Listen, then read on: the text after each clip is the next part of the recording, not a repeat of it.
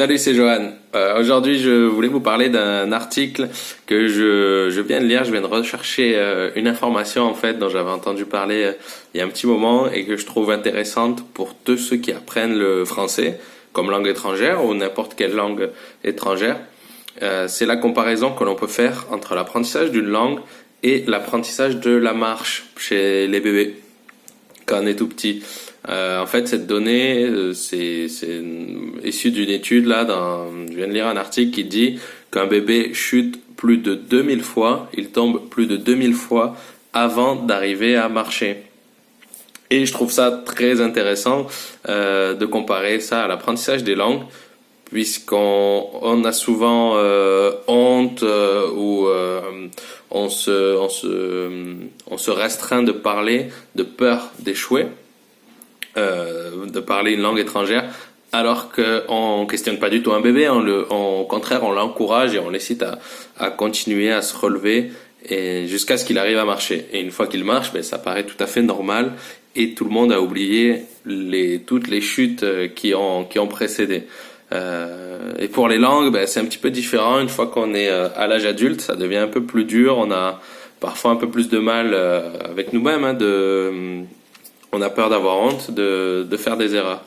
Mais voilà, je voulais vous partager un petit dessin humoristique que je vous mets en description. Le lien pour regarder ça sur l'apprentissage de la marche chez les bébés. Et continuer la comparaison en regardant un site aussi où il donne 5 conseils pour aider un bébé à marcher. Le premier, c'est lui donner un support. Donner ses mains, que le bébé ait le plus d'appui possible, un meuble, un bâton, qu'il puisse s'aider pour marcher.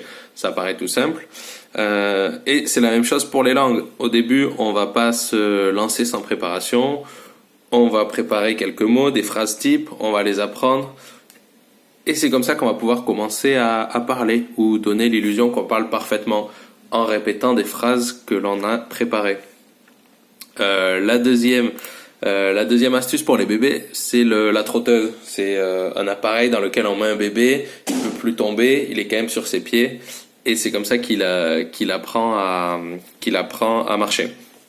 Dans les langues, on peut tout simplement répéter un dialogue, étudier un extrait d'un film, d'une pièce de théâtre, et le répéter une fois encore. Ça donne l'illusion de parler parfaitement du moment qu'on connaît son texte. Et puis si on oublie un mot, il n'y a pas de souci, on peut relire et ça nous permet de progresser en ayant un cadre. Bon, troisième conseil, laisser l'enfant s'aventurer dans des expériences un tout petit peu risquées. Ça, qu'est-ce que ça va être? Ça va être tout simplement de s'aventurer dans des discussions avec des enfants qui parlent la langue que vous voulez apprendre, des personnes françaises ou qui parlent déjà le français. Puisque là, on peut tomber sur des phrases que l'on n'a pas préparées et puis la plupart du temps, ça se passe bien quand vous avez quelqu'un de compréhensif en face de vous. Il va vous aider à trouver des mots, à faire vivre la conversation. Donc voilà, ça va être une troisième étape. La quatrième, c'est y aller pieds nus.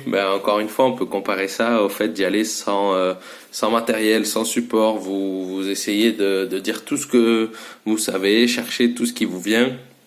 Ça peut être s'entraîner tout seul, parler seul, faire une petite vidéo, essayer de raconter une histoire, raconter sa journée en français exclusivement pendant 2 minutes.